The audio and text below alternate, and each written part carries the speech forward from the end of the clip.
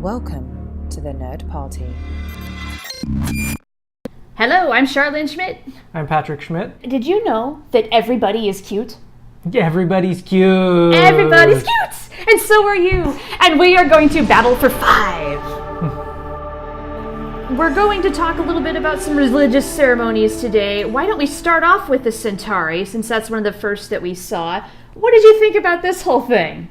Their religion apparently is alcoholism. Surprise! Alcoholism and sexism, that seems like their religion. Okay, that's how they get down, I suppose. They get up to seat and jump around. Yes. We also learned that there used to be another race of people on Centauri homeworld, the Zon. Completely forgot about that part. You don't remember the last thing they said? Oh yeah, that was a whole thing where they eliminated a whole competing race. Genocide, that happened. How about the Minbari religious ceremony? More sedate than the Centauri. And apparently, this doubles as a marriage ceremony. Any guesses as to who might have gotten married?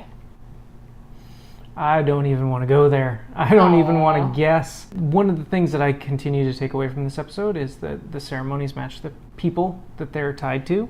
Mm-hmm. You know, the Good religious observation. ceremony of the quiet, calm person is quiet and calm. The religious ceremony of the loud buffoon is loud and buffoonish. The fact that it was a marriage ceremony, I think, is bizarre. And I haven't quite figured that part out yet. It's very secretive, which seems to be kind of a trait for the Minbari, at least so far. I mean, Delenn says to her new attaché, Lanier, her assistant, "Do not call me Sakai."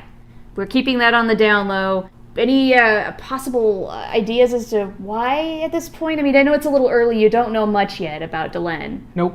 Without addressing that specifically, one of the things I took away from this episode is every single main character that we're going to see on this show has a really detailed and rich backstory. This episode doesn't have an A-plot, really. Yeah. But what it does is it gets into all that background.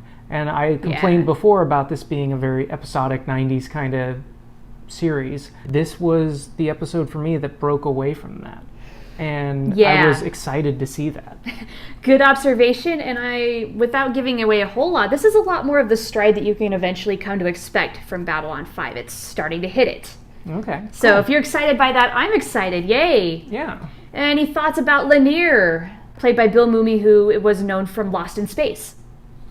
Danger, Will Robinson. Nope. I don't even know why I try. Anyway, Jakar's first assistant, promptly gone.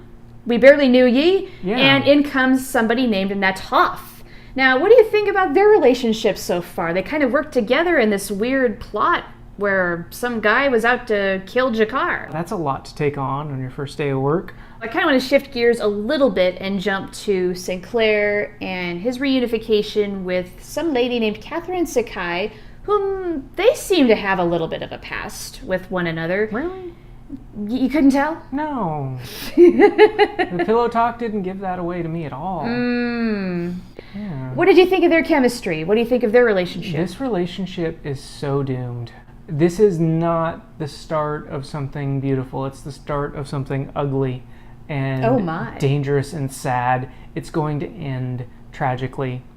Okay, what do you think is going to happen in this relationship? Name me anyone who's given it 3 or 4 or 5 or 20 tries, and that they make it work on the last one. What if it's just been bad timing? No, it's doomed. I literally, when I was taking notes watching this, I wrote the word doomed.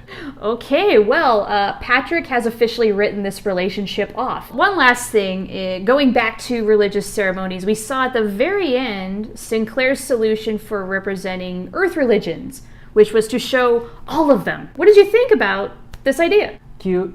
That's it? Yep. Wait. This is kind of profound. So my big takeaway from that is not the ceremony itself. This, for me, feels a lot like Tron, the first time I watched Tron.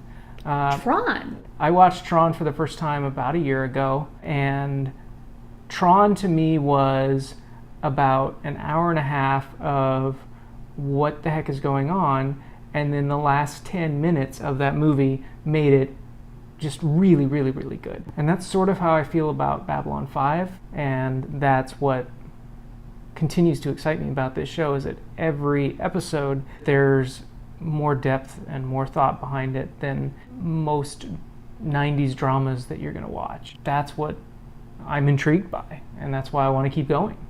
All right, well, our Babble for 5 ceremony for the Parliament of Dreams is now over. We hope you enjoyed it. Please like and subscribe, do all the YouTube things, comment on this episode. When you've hit this in your watch, what did you think of it? How do you feel that B5 is progressing thus far into the season? We're a few in now. You getting the hang of things? Let us know. And hopefully you're watching with someone who's never watched before, just like me. That's right, yeah, us veterans, we got to guide our fellow newbies here and answer questions, don't give anything away, and enjoy the ride. Thank you. Till next time, everybody. Bye-bye.